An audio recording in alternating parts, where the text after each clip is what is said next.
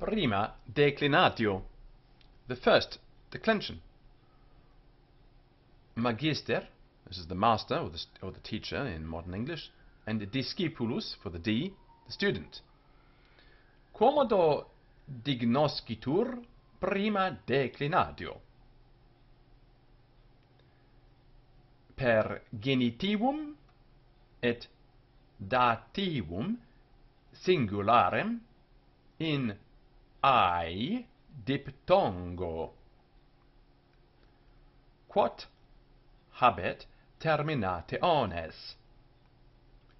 Quatur a e as es ut penna Penelope Aeneas Anchises. Penna, a pen. Feminine gender. Penna.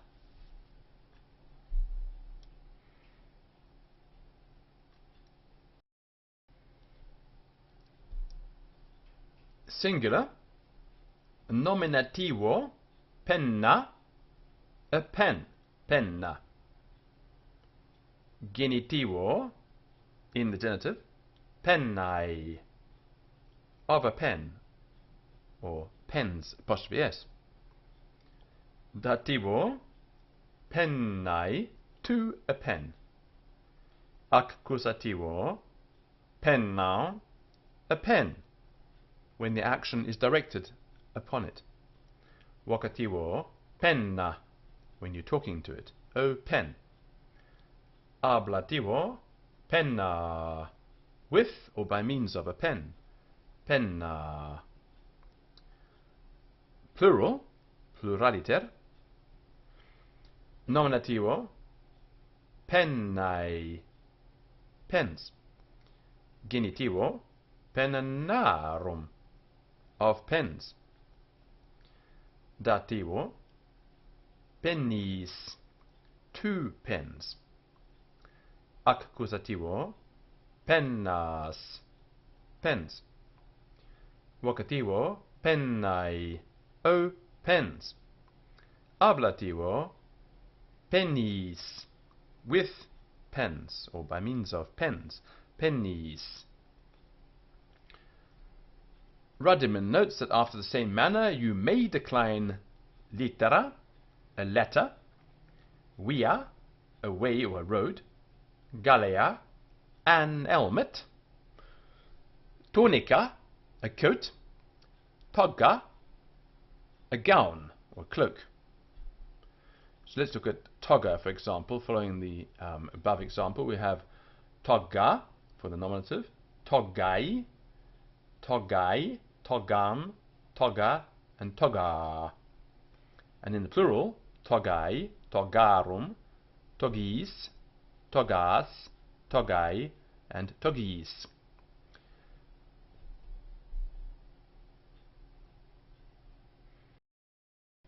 We have a rule for gender, a general rule of thumb. Most nouns of the first are females ending in a, the letter A. We have some exceptions. Hoc pascha, this paschal sacrifice. Hoc pascha, that's neuter. Hic, well, haec talpa, this or that talpa. Talpa is a mole, little animal that lives under the ground. And dama, a deer, can be male or female, so hic dama or haec dama.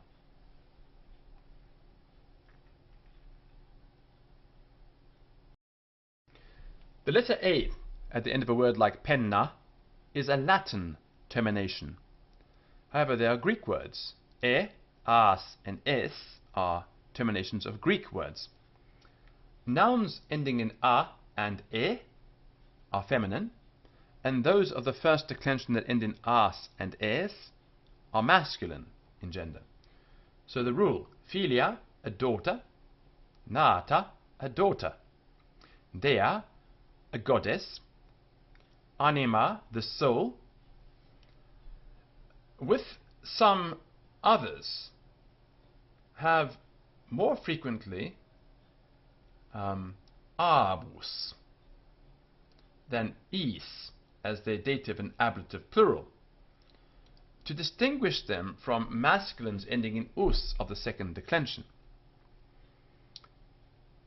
And that will become clear to you later, that little rule. In declining Greek nouns, observe the following rules. Greek nouns in as and in a have sometimes got their accusative, especially with the poets, in an, as in aeneas, aeneam, and also aenean. Ossa, ossan, as well as ossam.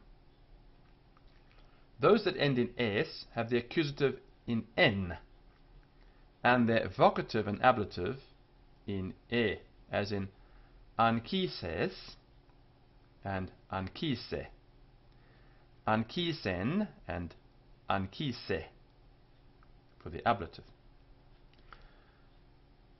Nouns ending in the letter e have the genitive in es, the accusative in n, their dative, vocative and ablative in e. So here's an example of a very obviously Greek word. Nominativor Penelope, dativor Penelope, vocativor Penelope, ablativor Penelope, and then we have Penelopes and Penelopen for the genitive and the accusative. As to the dative of words in e, notes Ruddiman, I have followed Probus and Priscian among the ancients, and Lilly, Alvarus Vossius, and Monsieur de Boreal, Johnson, etc. among the moderns. And though none of them cite any example, yet I remember to have observed 3 such datives, as in Cybele in Virgil in Aeneid, Penelope in Martial, and Epigone in Reinci Syntagmata. And Diomedes and Despauta seem to be of the opinion that these nouns have I in their dative.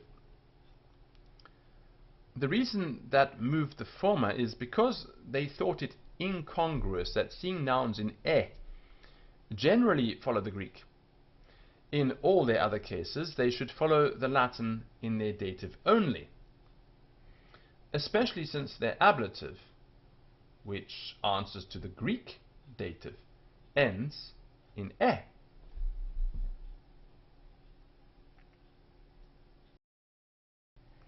As, on the contrary, they maintain that if such nouns have I in their dative, it must come from a nominative in a, of which there are some examples yet extant.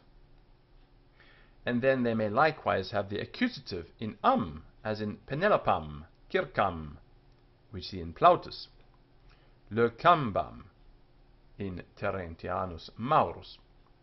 And so we have examples such as Helenae, or Helenes, Helenam, or Helenin.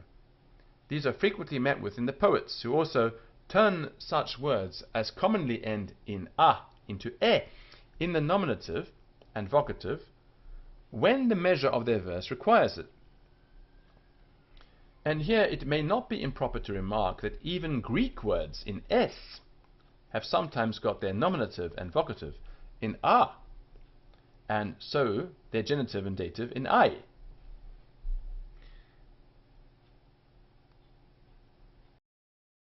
And if Mr. Johnson's citations are right, both s and e have sometimes got their accusative in m. So the matter of the Greek declensions, when they are transferred into Latin, gives rise to some changes and inconsistencies in the way that the words are declined, especially in poetry and sometimes in prose.